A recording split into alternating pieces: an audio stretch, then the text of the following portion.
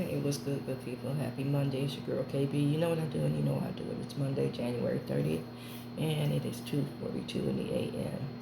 I'm bright-eyed and bushy-tailed and in the word. Check this out.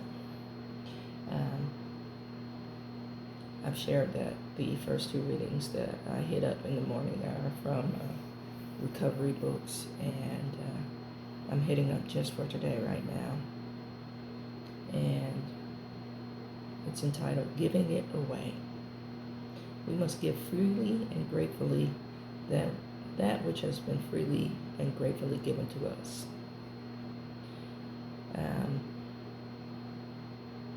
That right there, man, it just kind of reminds me, puts me in the mindset of grace. To whom much is given, much is required. I know many of us have heard that quote over and over again throughout our lifetime. And it is so true. I know many of us are sitting here early in the morning just trying to get our minds and hearts right for the day. And we're nursing resentments. We have ill thoughts toward people. We say we're grateful, but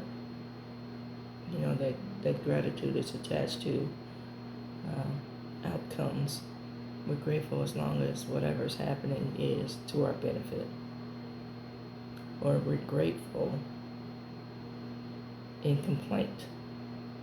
Now, I know that sounds paradoxical, but you ever watch people who, have enjoyed grace? We've seen the scenarios where, grace was extended to them. They enjoy the grace, and they turn around and abuse the grace by complaining,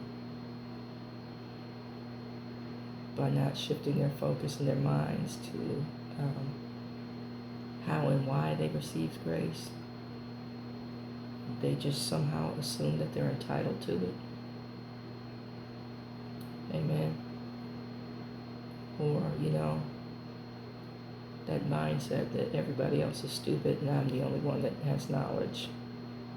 And I used the word stupid. Yes, I did, because that's the mindset. I'm getting over. I'm constantly in a state of getting over as opposed to in a state of grace. Because truth be told, if justice be served, many of us wouldn't be sitting here. Let me get into this reading, man. It says, in recovery, or in our healing, we receive many gifts. See, when I say recovery, I'm talking about our healing process.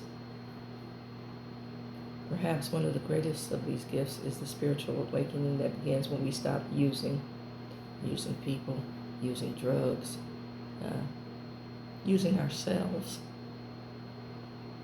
We discover our self-worth. It says, growing stronger each day, we apply the steps in our lives. The steps are principles to live by, folks. At some point, I hope many of us move away from the steps and into the grace and learn to govern ourselves without a set of rules or principles. It becomes internal and projecting outward. An internal governance, allowing the Spirit to guide.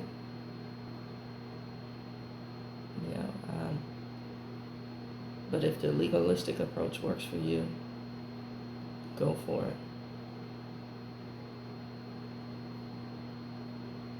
The new spark of life within it is a direct result of our new relationship with a higher power. A relationship initiated and developed by living the 12 steps. A relationship that is developed by knowing it is of no goodness of my own, as grand and wonderful as I think I am. I can't make my own heart beat.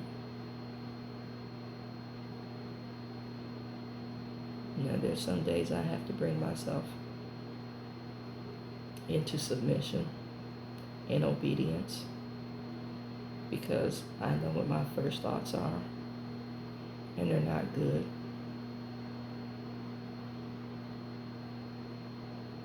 Says one of the ways we express our gratitude for the gifts of recovery or healing is to help others find what we found, constantly paying it forward, constantly paying it forward.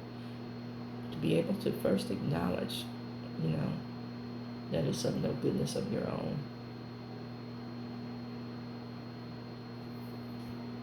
Says we can do this in a number of ways: by sharing in meetings, making 12-step calls, accepting a commitment, the sponsorship of volunteering, or H&I, that's hospitals and institutions, if you don't know what that lingo means, or phone line duty.